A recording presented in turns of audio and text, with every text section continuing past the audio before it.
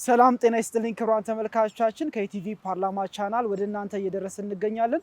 በዛሬው ልዩ ዝግጅታችን ስለ ከተማና መሰረተ ልማት ጉዳዮች ሀሳቦችን ልናነሳ እንግዶችን ጋብዘናል።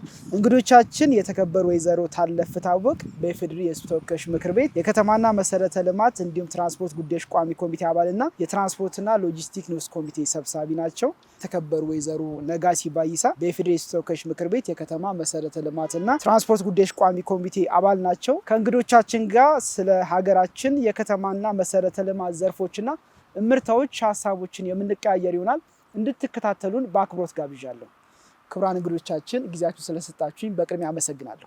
እናመሰግናለን። መነሻ እንዲሆነን የተከበሩ ወይዘሮ ታለፍ ቀዳሚ ጥያቄ የማደርገው ሀገር የግብርና መር ኢኮኖሚን ወደ ብዝሃ ዘርፍ ኢኮኖሚ በመቀየር በርካታ ስራዎች እየተሰሩ ይገኛሉ። በተለይ ካለፉት 4 ዓመታት ከዚህ ጋር እያይዘን የከተማና መሰረተ ልማትን በተመለከተ እየተከናወኑ ያሉ ለውጦችና እየተገኙ ያሉ ውጤቶችን እንዴት አድርገን መመልከት እንችላለን? ምን አይነት ማሳያዎችንስ መውሰድ እንችላለን? የኢኮኖሚ አካሄዳችን ምን መምሰል አለበት የሚለውን ብዝሃ ዘርፍ ኢኮኖሚ አካሄድ እንከተላለን። በዚህ በብዝሃ ዘርፍ ኢኮኖሚ ሀገራችን ያላትን አቅሞች ከመለየት ጀምሮ በየትኛው ዘርፍ ላይ ምን መስራት አለብን የሚለውን አቅዶ በረጅም ጊዜና በመካከለኛ ጊዜ እንደዚሁም ተቋማትን በማደራጀት ባለፉት ተከታታይ 4-5 ዓመታት ተቋማትን ጭምር በብዝሃ ዘርፉ የኢኮኖሚ አካሄድ የተናበበ በማድረግ በኩል የተሰሩ ስራዎች እንደተጠበቁ ሆነው በከተማ ልማት ዘርፍ ላይም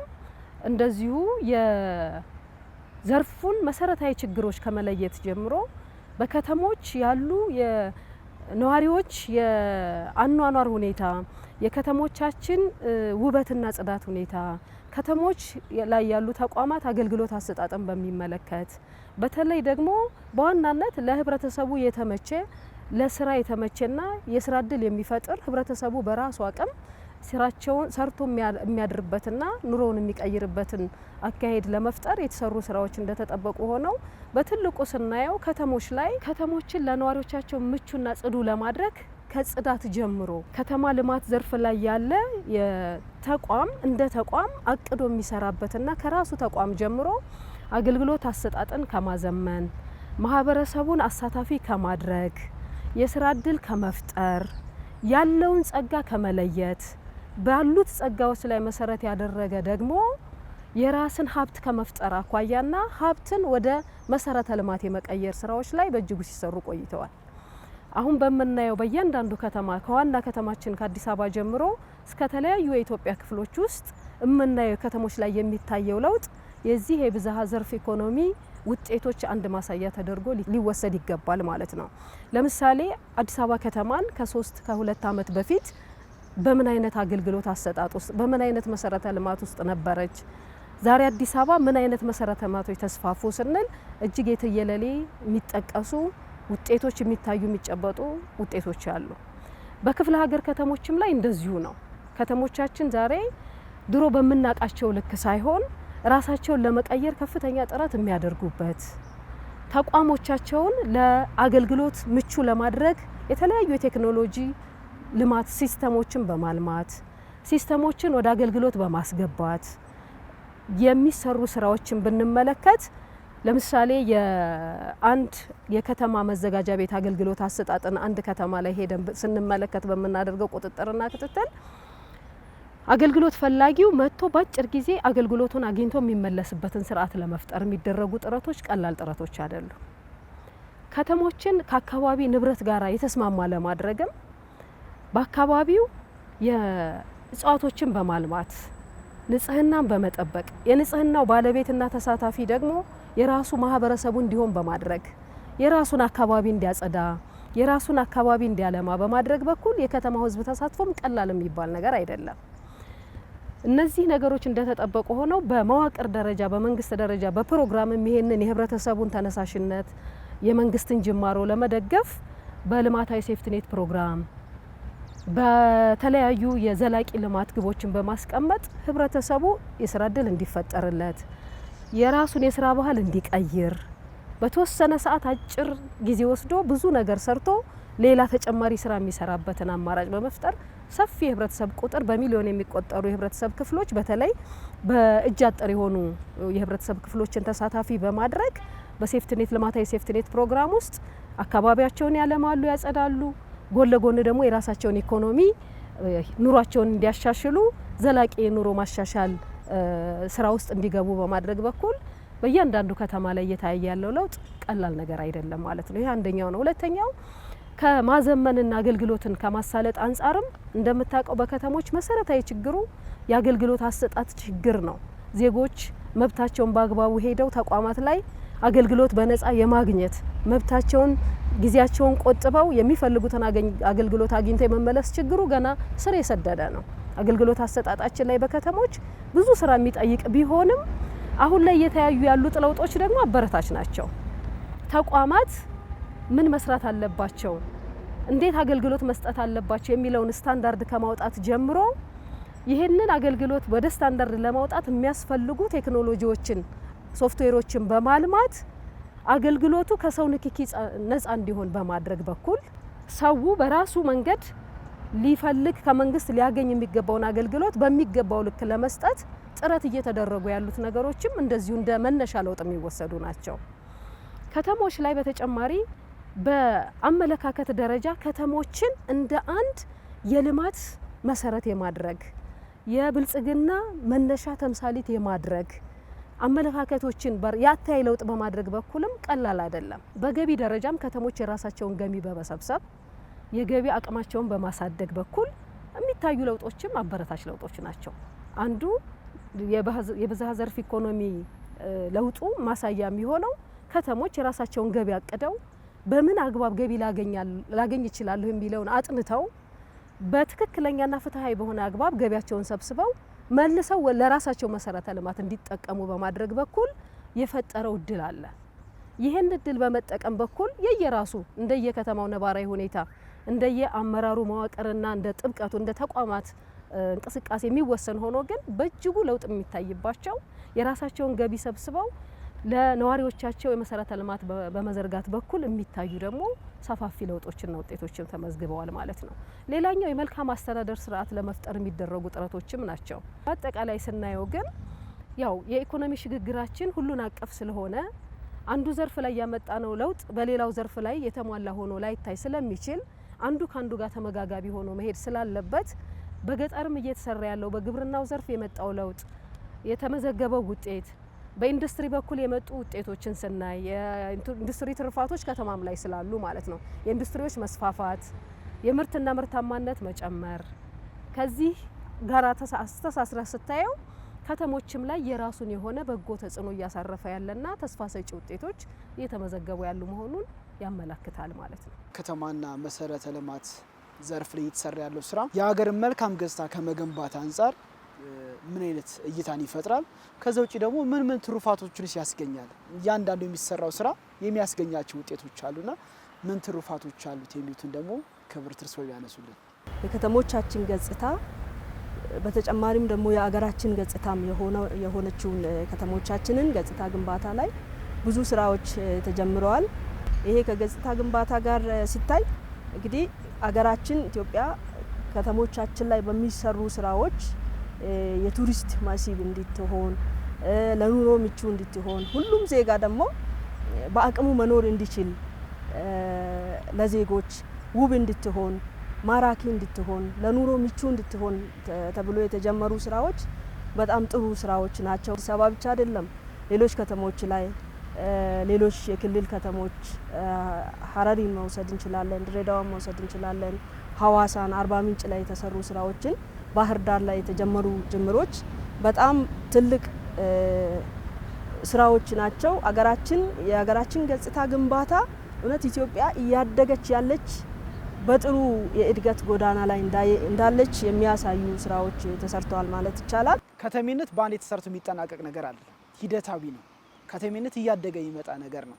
ከዚህ ጋር በተያያዘ ከተሜነትን በማስፋፋትና በከተማ መሰረተ ልማት የበለጸገችና የላቀች ኢትዮጵያን ከመፍጠር አንጻር እየተሰሩ ያሉ አፈጻጸሞችና ቀጣይ የሚጠበቁ የቤት ስራዎች እንዴት ይገለጻሉ? የከተሞች መስፋፋት ታሳቢ ማድረግ እንዳለበት አንዱ ማሳያ የሚሆነው የትራንስፖርትና ሎጂስቲክስ ዘርፉን ብታይ በትራንስፖርትና ሎጂስቲክስ ዘርፍ ሀገራችን ሰፊ ምርታ ማምጣት የሚጠበቅባት አንዱና ትልቁ ዘርፍ ነው። ለምን? ትራንስፖርት ሁሉን አሳላጭ ስለሆነ ሰውንም ምርትንም አጠቃላይ ሁኔታዎችን ትራንስፖርት ያሳልጣል። ትራንስፖርት እንዲሳለጥ ካስፈለገ ደግሞ የሰዎች እንቅስቃሴና የተሽከርካሪዎች እንቅስቃሴ በአግባቡ መመራት መቻል አለበት። ስለዚህ ቅድም እንዳልኩ ከተሞች በፕላናቸው ሲመሩ መንገዶች ሲያስፋፉ መንገድ ምን ታሳቢ ማድረግ አለበት? በእግር የሚሄደውን ታሳቢ ማድረግ አለበት። ተሽከርካሪዎችን ታሳቢ ማድረግ አለበት። ሞተር አልባ የሆኑ እንደ ሳይክል አይነቶችን ደግሞ ታሳቢ ማድረግ አለበት። ይሄ ሁሉ ሲሳለጥ ህብረተሰቡ በሚፈልገው ፍጥነትና አግባብ በልኩ እንደ ከተማው ስፋትና ጥበት የሚወሰን ቢሆንም ሁሉም ከተማ ሁሉም አካባቢ የራሱ እንቅስቃሴ አለ። እንቅስቃሴ ካለ ይሄ በአግባቡ መመራት ይኖርበታል ማለት ነው። ሎጂስቲክስ ስርዓቱንም ካየህ አንዱ ለኢኮኖሚ እድገት ፈጣንና ዋነኛ ምሰሶ ሆኖ ኢኮኖሚውን የሚያሳልጠው የሎጂስቲክስ ዘርፉ በአግባቡ መመራት ሲችል ነው። ስለዚህ ሎጂስቲክስ ዘርፉን በአግባቡ ለመምራት ደግሞ ምን ያስፈልጋል? መንገዶች ያስፈልጉናል። ማከማቻ መጋዘኖች ያስፈልጋሉ። እያንዳንዱ ከተማ ምርት የሚያከማችበት የራሱ እንደ ምርቱ ተጨባጭ ሁኔታ የራሱ ማከማቻ ማዕከል ከገነባ መንገዶቹን በአግባቡ ካደራጀና መሰረተ ልማቱ በዛ ልክ ከተዘረጋ ምርት በአግባቡ በፍጥነትና በሚፈለገው ሰዓትና ጊዜ የሚፈለገው ቦታ ላይ ከደረሰ የኢኮኖሚው ውጤታማነት በዛው ልክ እያደገ ይመጣል ማለት ነው። ስለዚህ የህንፃዎች የግንባታዎቻችን የመንገድ የመሰረተ ልማቶቻችን የአገልግሎት አሰጣጣችን ምን ይሁን እንዴት ይሁን የት ይድረስ የሚለውን ሊያመላክት የሚችል ግልጽ የሆነ ስታንዳርድን መሰረት አድርገው መስፋፋት መቻል አለባቸው። ከገጠር ወደ ከተማ ሽግግር እናርግ የተባለው ለዚህ ነው። ግብርናው ሲሻገር ገጠር ትራንስፎርም ያደርጋል። ገጠር ትራንስፎርም ሲያደርግ መዳረሻው ከተማ ነው። ስለዚህ ገጠሩ ትራንስፎርም አድርጓል፣ ገጠር አሸጋግረናል ካለን ወደ ከተሜነት ነው ማለት ነው። ስለዚህ ከተሞች አይቀሬ የኢትዮጵያ ህዝቦች መኖሪያ መዳረሻዎች ስለሆኑ ከወዲሁ ከተሞችን ስናስፋፋ የህንፃ ስታንዳርዶቻችንን፣ ኮዶቻችንን፣ የአገልግሎት አሰጣጥ የመሰረተ ልማት ዝርጋታዎቻችንን ጥራትና ብቃት ማስጠበቅና ከወዲሁ አስበን መስራት ይጠበቅብናል ማለት ነው። ከተሜነት ደግሞ ለብቻው የሚስፋፋ ነገር አይደለም፣ ወይ ተነጥሎ ብቻ የሚጓዝ ነገር አይደለም። አብረው ተሰናስለው የሚሄዱ ቅንጅታዊ አሰራሮች የሚጠይቁ ናቸው። ስለዚህ የከተማና መሰረተ ልማት የማስፋፋት ስራ ሲሰራ ምን አይነት ቅንጅታዊ አሰራሮች ያስፈልጋሉ? በዚህ ላይ የምታያቸው፣ የምትቆጣጠራቸው፣ የምታረሟቸው ነገሮች ስላሉ በዚህ ጉዳይ ላይ ያለውን ትስስር እንዴት አድርገን መቃኘት እንችላለን? ውጤታማ የሆነ የከተማና መሰረተ ልማት የተሟላላቸውን ከተሞች ለመፍጠር እንዲቻል። ትክክል ነው። እንግዲህ እንደተባለው ከተሞቻችን ሲያድጉ ብቻቸውን አያድጉ። ከተሞች ከሌሎች ዘርፎች ጋር በመቀናጀት ነው ማደግ የሚችሉት። ቅንጅታዊ አሰራርን ስንመለከት የአንዱ እድገት ለሌላው ግብአት እንደሚሆን ለምሳሌ የግብርና ሴክተር ወይም የገጠር ማዕከላት እድገት ለከተማ እድገት የራሱ አስተዋጽኦ አለው። የከተማ ማዕከላት ሲፈጠሩ ለግብርና ምቹ ሁኔታ ይፈጠራል። የስራ እድል ከተማ ይፈልጋል። ከዛ ጋር ተያይዞ የግብርና ስራ እንዲሳለጥ የመሰረተ ልማት ምቹ እንዲሆን መሰረተ ልማት እንዲሳለጥ ግብርና ምርት አምርቶ በቂ ገባ ጥሩ ገባ ማግኘት የሚችለው ከተሜነት ሲስፋፋ ነው። ከከተማ ጋር ትስስር ሲደረግ ነው። ከቴክኖሎጂ ጋር አንስተን ማየት እንችላለን። ከተሞቻችን የኢኮኖሚ ማዕከላት ናቸው። የስራ እድል ፈጠራ ማዕከላት ናቸው። የቴክኖሎጂ ማዕከላት ናቸው። ከዚህ ጋር አያይዘን ስናይ ጥሩ ትስስር ካልተፈጠረ የምንፈልገውን እድገት ልማት ማምጣት አንችልም። ከኢንዱስትሪ ጋርም ሲታይ በቂ የስራ እድልም እንዲፈጠር ምቹ ሁኔታ ያመጣል። ኢንቨስትመንት እንዲስፋፋ ምቹ ሁኔታ ያመጣል። ስለዚህ ገበያን ማፍጠር፣ ኢንቨስትመንትን ማስፋፋት፣ ኢንዱስትሪ ማኑፋክቸሪንግ ኢንዱስትሪን ለማስፋፋት ትስስሩ ሰፊ ነው። ከዚህ ጋር የመሰረተ ልማት ጉዳይ አሁንም እንዳልኩ ከገጠር ከተማ ትስስር አንዱ ለአንዱ እንዲተባበር አንዱ ኢኮኖሚ ለሌላው እንዲተባበር ለማድረግ ኢኮኖሚ ትብብር እንዲፈጠር የዜጎች ትብብር እንዲፈጠር በአንድነት በአብሮነት የመኖርን እሴት እንድንገነባ ያደርጋል። እንደኛ ቋሚ ኮሚቴም ከተሞቻችን በህግ በምናወጣው ህግ ስርዓትም ተመጋጋቢ እንዲሆን ለማድረግም የተጀመሩ ጅምሮች አሉ። ይሄ ተጠናክሮ መቀጠል አለበት። ዜጎቻችን የተረጋጋ ኑሮ እንዲኖሩ ጅምሮች አሉ፣ ስራዎች አሉ። ይህን አጠናክረን መቀጠል ያስፈልጋል። የሕዝብ ተወካዮች ምክር ቤት በተሰጠው ስልጣንና ኃላፊነት መሰረት አስፈጻሚ ተቋማትን ይከታተላል፣ ይቆጣጠራል። ከምንም በላይ ደግሞ ሕግ ያወጣል። ከተሞች የተሻሉ ከተሞች ሆኖ እንዲወጡ የተጀመሩ ስራዎች አሉ። በኮሪደር ልማት ሊሰሩ ስራዎች አሉ። እነዚህ እንዲስፋፉ በአንድ ቦታ ብቻ ተሰርተው እንዳይቆሙ ቀጣይነት እንዲኖራቸው ምክር ቤቱ የሚጠበቅበት ኃላፊነቶች አሉ። በዚህ ረገድ እንደ ቋሚ ኮሚቴም እንደ አጠቃላይ እንደ ምክር ቤትም ሕግ በማውጣት በክትትልና ቁጥጥር እነዚህ የከተማ መሰረተ ልማትና ከተሜነትን የማስፋፋት ስራዎች ላይ ምን ስራዎች እየተሰሩ ይገኛሉ? በቀጣይስ ምን ይጠበቃል? ባለፉት 3-4 ተከታታይ ዓመታት በተለይ አሁን የሚታሰበውን የኢኮኖሚ ሽግግር ለማምጣት የሚያስችሉ አስቻይ የሆኑ ጉዳዮችን በመፍጠር በኩል እንዲሁም ለስራ በጣም ፈታኝና አስቸጋሪ የሆኑ ጉዳዮችን ደግሞ እንዲለወጡ ለማድረግ አንዱ መነሻ የሚሆነው እንዳልከው ከምክር ቤቱ የሚመነጩ ሕጎች ናቸው። እነዚህን ሕጎች በማመንጨት አዋጆችን መርምሮ በማጽደቅና ወደ ስራ መግባታቸውን በመከታተል በኩል ራሱን የቻለ ምክር ቤቱ ትልቁ ዓላማውና ተግባር ኃላፊነቱ ስለሆነ በዚህ አግባብ የተሰሩ በርካታ ስራዎች እንደተጠበቁ ሆነው ወደኛ ቋሚ ኮሚቴ ሳመጣው የኛም ቋሚ ኮሚቴ በተለይ የከተማ ልማትና የትራንስፖርት ዘርፉን ሊደግፉ የሚችሉ ሕጎችን ከማዘጋጀትና አዋጆችን ከማጽደቅና ለምክር ቤቱ አቅርቦ ከማጸደቅ በኩል ሰፊ ስራዎች ተሰርተዋል። ላብነት የ2017ን ብቻ ብናነሳ በከተማ ልማት ዘርፍ ወደ 4 አዋጆችን ቋሚ ኮሚቴያችን መርምሮ ለምክር ቤቱ አቅርቦ አጸድቋል። ለምሳሌ አንዱና ትልቁ ለከተማ መስፋፋትና መዘመን ትልቁ አጋዥ የሆነው የህንጻ አዋጅን ብትመለከት ህንጻዎች ለሁሉም ህብረተሰብ ክፍሎች የተመቸ አገልግሎት ያሳለጠ የከተማውን ውበትና ጥራት ስታንዳርድ ባስጠበቀ መንገድ እንዲሰሩ ከማድረግ ባሻገር የመሬት አጠቃቀማችን በራሱ ምን ይሁን፣ ምን አይነት ከተሞች ላይ በምን አይነት ደረጃ ህንጻዎች መገንባት አለባቸው የሚል ራሱን የቻለ ዝርዝር ኮድና ስታንዳርድ ያለው ራሱን የቻለ አዋጅ ጸድቋል። አንዱ ይሄ ነው። ሁለተኛው ከተማ መሬት አጠቃቀምና ግመታን በሚመለከት ነው። መሬት አስተዳደራችን እንደምታውቀው በካዳስተር ስርዓት እንዲመሩ መሬት በከተሞች በአግባቡ ከህገ ወጥነት ከሌብነት በጸዳ መንገድ እንዲመራ በጣም የዋለ ያደረ ግን ደግሞ ወደ ስራ መግባት የነበረበት የካዳስተር ስርዓት አለ። እሱ እስካሁን ጅምሮች ቢኖሩም አጥጋቢ በሚባል ደረጃ ላይ ወደ ስራ አልገባም። ይሄንን ሊደግፍ የሚችል የካዳስተር ስራችን መሬቶቻችንን መዝግበን ለይተን የማወቅ ሂደቱን ሊያፋጥን የሚችል የከተማ መሬት አስተዳደሩን የሚደግፍ አዋጅ ወጥቷል።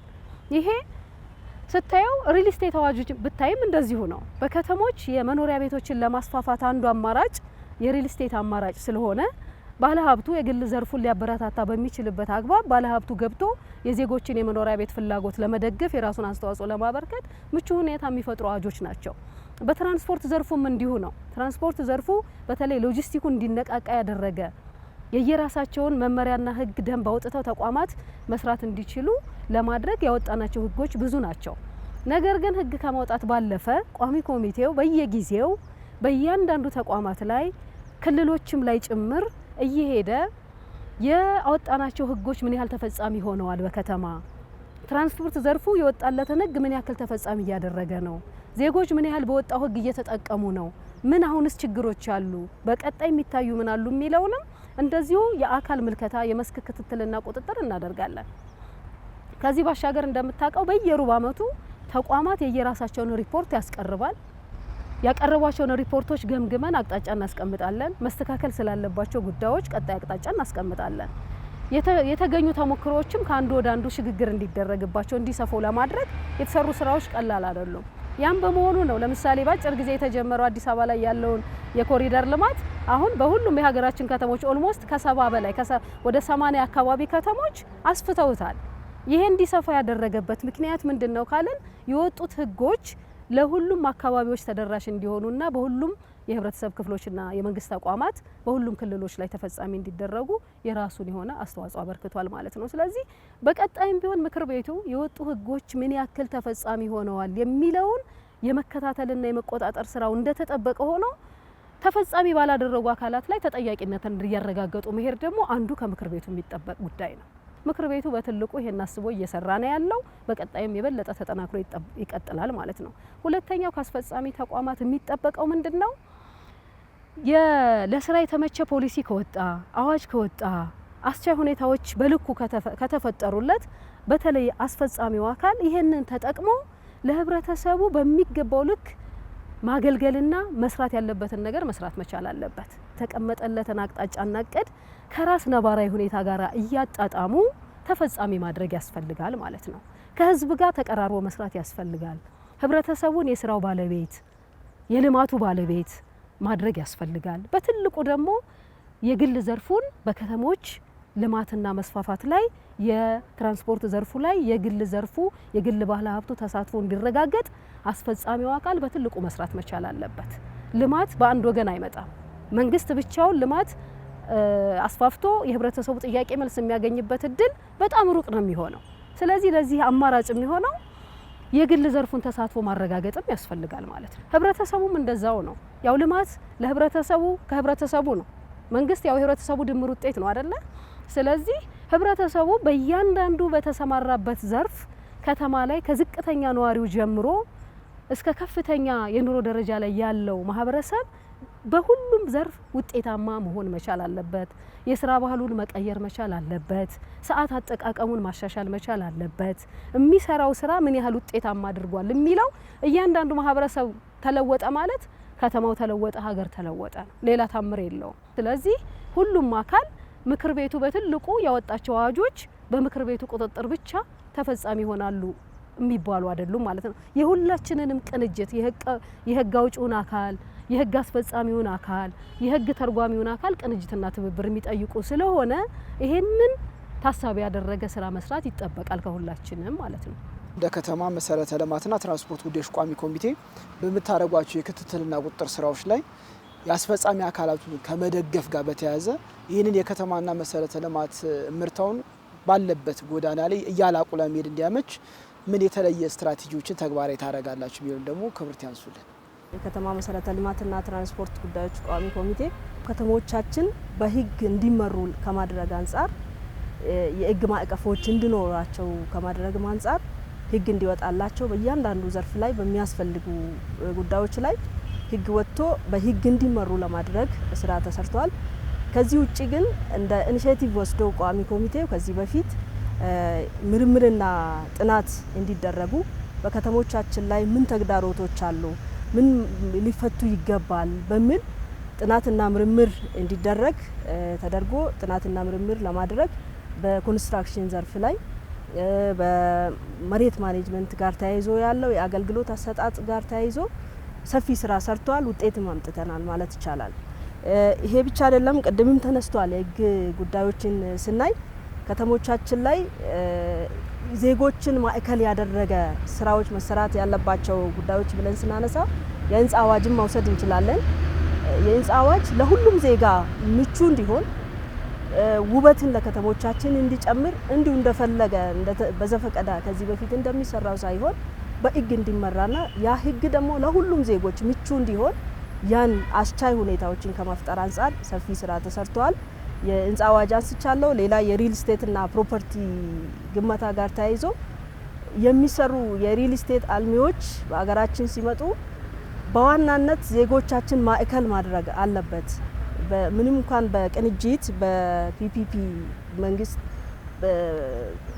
እና ህዝብ እንደዚሁም ከግሉ ዘርፍ ጋር በትብብር መስራትም ኢኒሼቲቭ ወስዶ ቢሰራ ዜጎቻችን ግን የኑሮ ደረጃቸው ዝቅ ያለው የቤት አቅርቦት እንዲያገኙ ከሚወጣው ህግ ጋር አያይዘን ስናይ 30% የሪል ስቴት አልሚዎች 30% ለዜጎቻችን ዝቅተኛ ኑሮ ላላቸው ዜጎች የቤት አቅርቦት እንዲያቀርቡ ከማድረግ አንጻር ሁሉ ነገር የምንሰራቸው ስራዎች ያው ሁላችን እንደምናውቀው ብልጽግና ሰው ተኮር ነው።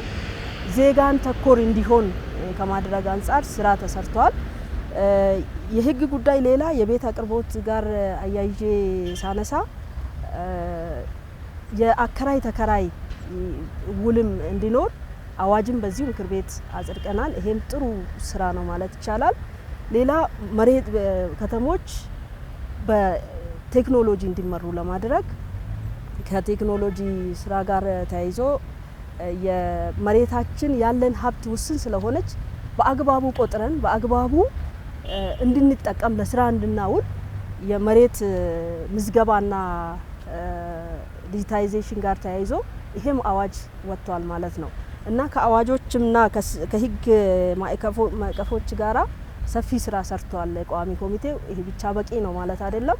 እነዚህ የወጡት ህጎችን በአግባቡ ተግባራዊ እንዲሆኑ ክትትል ቁጥጥር ከማድረግ አንጻር የተጀመሩ ጅምሮች አሉ። እነዚህ ተጠናክሮ መቀጠል አለባቸው። ከዚህ በፊትም ባደረግናቸው ክትትልና ቁጥጥር ስራዎች ብዙ መንገዶች ስራ ያቆሙ የተቋረጡ መንገዶች ወደ ስራ እንዲገቡ ተደርጓል። አሁንም በቂ አይደለም። ከዚህም በኋላ ባለው ጊዜ በምናደርገው ክትትልና ቁጥጥር ስራችን ይሄ ተጠናክሮ መቀጠል አለበት።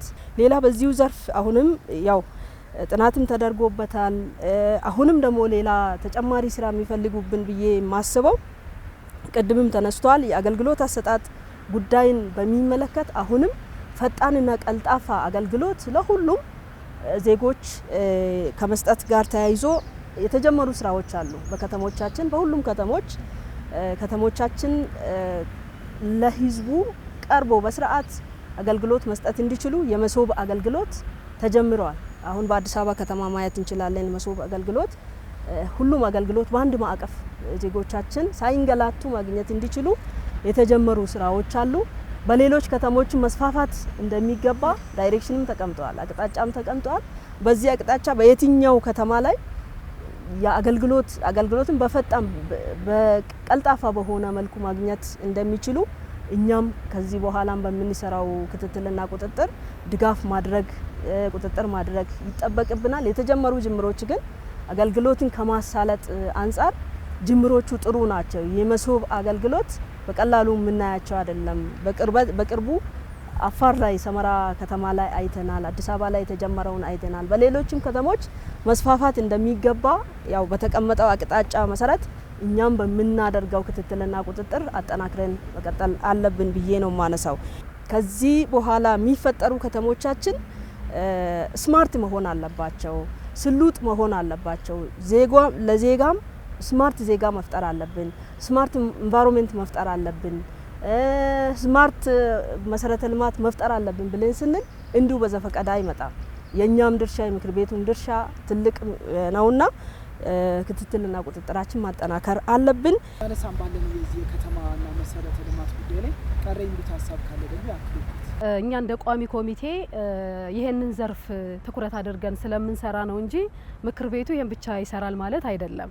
አጠቃላይ በምክር ቤቱ ያሉ ቋሚ ኮሚቴዎች ወደ 13 ኮሚቴዎች አሉ። ሁሉንም ተቋም የምንከታተልና እንደ ሀገር የተሰሩ ስራዎች ምንድነው የሚለውን የምንመራ እንደሆነ ታሳቢ ይደረግና እንደ ዘርፍ ግን ሳተኩር በከተማ ልማትና ትራንስፖርት ዘርፍ ላይ በትልቁ የተጀመሩ ስራዎች ውጤት እየታየባቸው ያሉ ተስፋ ሰጪ ስራዎች አሉ። ለምሳሌ የከተሞችን ውበትና ጽዳት ከመጠበቅ ለነዋሪዎቻቸው ምቹ የማድረግ መሰረተ ልማቶችን ከማስፋፋት አኳያ ከተሞች የራሳቸውን ቆሻሻ ምሳሌ ብትወስድ ቆሻሻዎቻቸውን ያወጋገድና የአጠቃቀም ስርዓት በራሱ ቆሻሻን እንደ አንድ ራሱን የቻለ የሀብት ምንጭ ከማድረግ አኳያ አንዳንድ ከተሞች ላይ የምታያቸው አመርቂ ስራዎች አሉ። ይሄን ወደ ሁሉም ከተሞች ላይ የማዳረስ የመሬት አስተዳደርና አጠቃቀም ስራችን ከህገ ወጥነት በጸዳ መንገድ በቴክኖሎጂ በታገዘ የካዳስተር ስርዓት ወደ ተግባር እንዲገባ በማድረግ በኩል በጣም አመርቂ ጅምር ውጤቶች የሚታዩባቸው ከተሞች እንደተጠበቁ ሆነው ገና ጅምር ስለሆነ ይሄንን ሁሉም ከተሞች ካዳስተር ስርዓት ውስጥ መግባትና መሬታቸውን መዝግበው ቆጥረው ማስተዳደር መቻል አለባቸው። ሌላው አገልግሎት አሰጣጥ ነው። አገልግሎት አሰጣጥን ቴክኖሎጂን ብንጠቀም ብናሳልጥም ከሰው ንክኪና ከሌብነትና ከእጅ መንሻ የጸዳ በማድረግ በኩል ሁሉም ከተሞች ላይ ይሄ እውን መደረግ መቻል አለበት። እንደ ከተማ ስራዎቻችን የተሳለጠ ሁለንተናዊ ብልጽግና በከተሞች መረጋገጥ አለበት ከተባለ አገልግሎት ዘርፉም የምርት ዘርፉም ጠቅላላ ሁኔታውም በዚህ መንገድ መቃኘት መቻል አለበት ማለት ነው። እንደ ተባለው ተሻጋሪ ስራዎች አሉ። የፌዴራል መንግስት ከክልል መንግስታት ጋር ከአካባቢ መንግስታት ጋር ተቀናጅቶ የሚሰራቸው ፕሮጀክቶች አሉ። ለምሳሌ የፌዴራል መንግስት ፕሮጀክቶችን ብታይ በከተሞች የሚሰሩ በፌዴራል በጀት የሚሰሩ ፕሮጀክቶች በመንገድ ዘርፍ በተለይ የትየለሌ እንግዲህ አይተ ከሆነ ከ90 ቢሊዮን ብር በላይ ነው መንግስት በዚህ አመት ለመንገድ አገልግሎት ዘርፍ ለፕሮጀክቶች የተመደበ በጀት። ይሄ የመንገድ ፕሮጀክት በተጀመረበት አግባብ በጊዜ በጥራት በልኩ ማለቅ መቻል አለበት። ስለዚህ የፕሮጀክት የማስተዳደር አቅማቸው ሊያድግና በትኩረት ሊሰራ ይገባል ማለት ነው። ፕሮጀክት አስተዳደር አቅማችን ካላደገ በስተቀር አንድ መንገድ ፕሮጀክት ተጀምሮ 5 ዓመት 6 ዓመት 15 ዓመት 20 ዓመት እንደዚህ አይነት ልምዶቻችን መቋጨት መቻል አለባቸው። በአጭር ጊዜ አሁን የምታየው በጠቅላይ ሚኒስቴሩ ፕሮጀክቶች የምታየው በአጭር ጊዜ ተጀምረው በአጭር ጊዜ የሚጠናቀቁ ፕሮጀክቶች ምን ስለሆነ ነው? የፕሮጀክት አስተዳደር ስርዓቱ በአግባቡ ስለሚመራ ነው። ስለዚህ በመንገድ ዘርፍ ላይ ያሉ ፕሮጀክቶች የፕሮጀክት አስተዳደር ስርዓታችንም እንደዚሁ ውጤታማ የፕሮጀክት አመራር ልንከተልና ልንጨርስ ይገባል ማለት ነው። እኛም በትልቁ የምንቆጣጠረውና አንዱ መሰረታዊ ለውጥ በዚህ አመት የምናመጣበት አምናም ተቆጣጠረናል፣ ግን ደግሞ አሁንም ቀሪ ስራዎች ስላሉ ይሄ የተጀመረው የቁጥጥርና ክትትል አግባብ እስከታች መሬት ላይ የሚነካ ሆኖ ስራ መሳለጥ መቻል አለበት። ሎጂስቲክስ ዘርፉ መዘመን መቻል አለበት። እነዚህ ነገሮች በህግና በስርዓት የሚመሩ ከሆነ የትራንስፖርት ዘርፉም የሎጂስቲክስ ዘርፉም አግባቡን ጠብቆ ሲሰራ የእያንዳንዳችን ያቀድነውን ግን ማሳካት እንችላለን ማለት ነውና በትልቁ የተጀመሩ ስራዎች፣ የታዩ መልካም ጅምሮች፣ ተሞክሮዎቻችን በሁሉም ዘርፍ ያየናቸው በአምስቱም የኢኮኖሚ ዘርፎች ብታያቸው በማዕድን፣ በኢንዱስትሪ፣ በቱሪዝም፣ በግብርና የታዩ የመጡ ለውጦችን እንደ ትልቅ ግብአት ወስደን አቅም አድርገን ለተደማሪ ስራ መዘጋጀትና መሰማራት ይጠበቅብናል ለማለት ነው። እጅግ አድርጌ አመሰግናለሁ። ሌላ ተባባሪ ህዝብ አለ።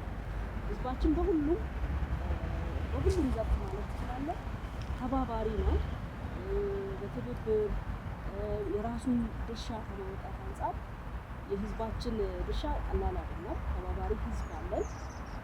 የተፈጥሮ ሀብት ተፈጥሮ ያደለን ያልተጠቀምንባቸው ከዚህ በፊት የተቀመጥንባቸው ተቀምጠን በቁጭት ዛሬ ለምን ደሃ ሆነን ብለን የምናነሳቸው አይኖቻችን ሳይከፈቱ የቆየንባቸው የተፈጥሮ ሀብቶች አሉ። በሁሉም ዘርፍ ማለት ይችላል።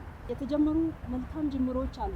አሁን ጥሩ ልምድ የሚሆኑ በሁሉም ዘርፍ ግብርና ብንል ከዚህ በፊት ሀገራችን ከመስዋጭ ልመና ስንዴ የምትቀበል የምትባል ዛሬ ግን ራሷን በምግብ እልና ወደ መቻል እየሄደች ነውና ያም ተስፋችን ነው ማለት እንችላለን። መልካም ጅምሮች በከተሞቻችን በጥሩ እንግዲህ አንስተናል።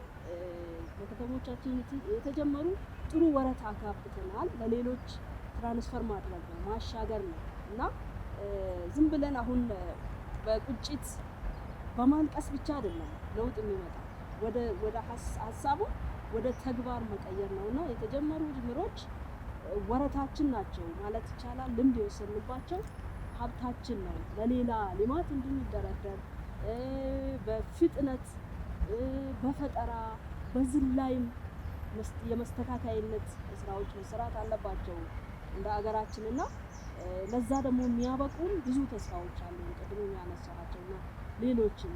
ስለዚህ በአግባቡ ከመራን ሀገራችን ወደ ብልጽግና ማማ የማትደርስበት ካደጉ አገራት ጋራ የማትስተካከልበት ምንም ምክንያት አይኖርም። እንግዲህ መንግስታችን ያቀደው የአጭር ጊዜ፣ የመካከለኛ ጊዜ፣ የረጅም ጊዜ እቅዶች አሉ። እሱም በአግባቡ ጊዜውን የተረዳ መሪ በአግባቡ ከመራ ለውጥ እናመጣለን። ሁላችንም ደግሞ የድርሻችን መወጣት አለብን። እኛም እንደ ቋሚ ኮሚቴ ምክር ቤቱም ጥሩ ስራ ጀምሯል። በሁሉም ቋሚ ኮሚቴ ስራዎች ሲሰራ እንደ አጠቃላይ ደግሞ እንደ ምክር ቤቱ የተጀመሩ ጥሩ ስራዎች አሉ። ይህን ሁሉም የየድርሻው ከተወጣ ሀገራችን የበለጸገች ኢትዮጵያን እውን ለማድረግ የሚያስችሉ አስቻይ ሁኔታዎች አሉ። ይህን ለመጨመር ነው። የተከበሩ ወይዘሮ ታለፈ ታወቅ በኢፌዴሪ ተወካዮች ምክር ቤት የከተማ መሰረተ ልማትና ትራንስፖርት ጉዳዮች ቋሚ ኮሚቴ አባልና የትራንስፖርትና ሎጂስቲክስ ንዑስ ኮሚቴ ሰብሳቢ፣ እንዲሁም የተከበሩ ወይዘሮ ነጋሲ ባይሳ በኢፌዴሪ ተወካዮች ምክር ቤት የከተማና መሰረተ ልማት እንዲሁም ትራንስፖርት ጉዳዮች ቋሚ ኮሚቴ አባል ለሰጣችሁ ጊዜ ከልብ አድርጌ አመሰግናለሁ። ክቡራን ተመልካቾቻችን በሀገራዊ የከተማና መሰረተ ልማት ጉዳዮች ላይ ሀሳቦችን ስናነሳ ቆየን። ስለተከታተላችሁን ከልብ እናመሰግናለን። ከቀሪ የኢቲቪ ፓርላማ ዝግጅቶች ጋር ሰናይ ጊዜ ይሆንላችሁ።